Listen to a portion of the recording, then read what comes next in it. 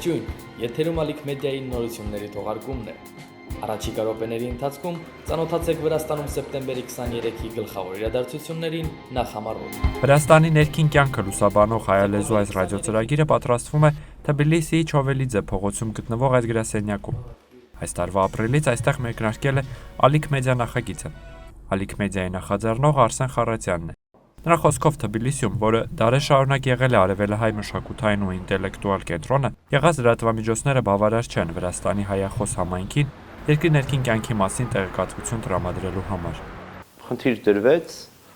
սկսել, նոր մեդիա տարածք, որը թիրախում կունենա լուսաբանել Վրաստանում տեղի ունեցող գործընթացները ամենօրյա ռեժիմով, որպեսզի հնարավոր լինի հասկանալ հատկապես հայկական այն համայնքին, որը վրացերեն ինչի տիրապետում, թե իրենց երկրում ինչ է տեղի ունենում, ինչ խնդիրներ կան, իրենք որպես այս երկրի քաղաքացիներ ինչ պետք է կամ կարող են իմանալ։ Վրաստանի հայ համայնքը միատարր չէ։ Թբիլիսիում ու Ջավախքում խնդիրները եւ հետաքրքրությունները տարբեր են։ Ոստի հայալեզու լրատվամիջոցի խնդիրն է հաշվի առնել վիրահայ համայնքի բոլոր շերտերի առանձնահատկությունները։ Եթե Թիֆլիսում գիտենք, որ բավականին ինտեգրված հայ համայնք ունենք Վրաստանի կյանքին, որոնք երկրի մասն են զգում իրենց եւ ակտիվորեն ներգրավված են տարբեր գործընթացներում, երևի ոչ ցանկալի չափ, սրա կարևոր ցուցանիշներից է, որ մենք հենց նույնիսկ Թիֆլիսի քաղաքային խորհրդում այսօր չունենք որևէ ընտրված հայազգի մեկին, չնայած падգամավորներ ունենք խորհրդարանում։ Ջավախքում խնդիրը տարբեր է, այնտեղ լեզվի խնդիր ունենք, բնականաբար, ու սոցիալ-տնտեսական խնդիրները կան, բայց դրանք թերևս նաև երկրի ընդհանուր վիճակի հետ կապ ունեն։ Եվ ուրեմն այնտեղ հենց նաև առաջնային թիրախը մեզ համար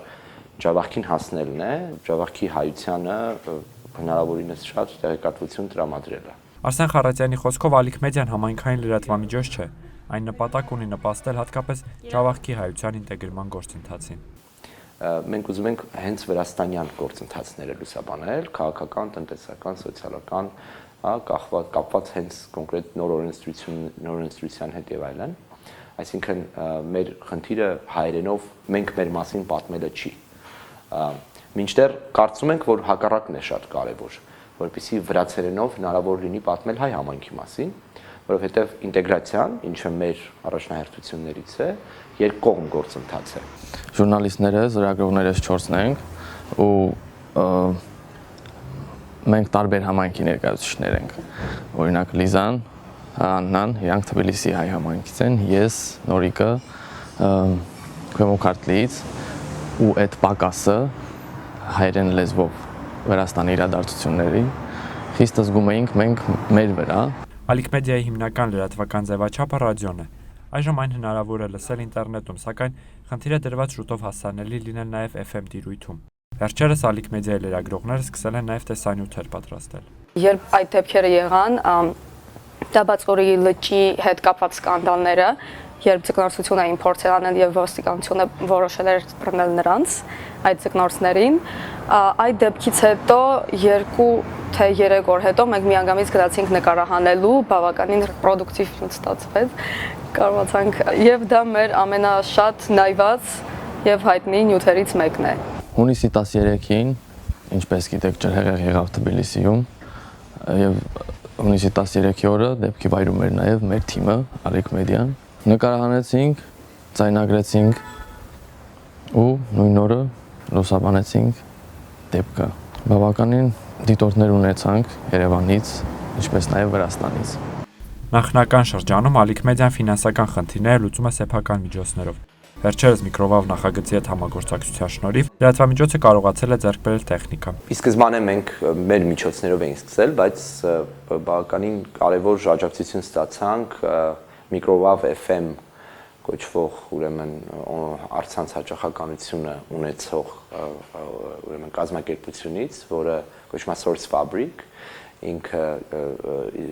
չեխական կազմակերպություն է, որը նաև շվեդական աջակցությամբ էր մեծ դա տրամադրում եւ հայաստանյան գործընկերների միջոցով մեծ զայնագրիչներ եւ որոշ տեխնիկական աջակցություն տրամադրեցին եւ այսօր էլ մեր ուղիղ եթերը առցանց հենց իրենց տրամադրած հաճախականությամբ է, ինչի համար շատ շնորհակալ ենք, որովհետեւ այս պայդրությամբ դա մեր հիմնական եւ միակ, այսպես ասեմ, հա, տեխնիկական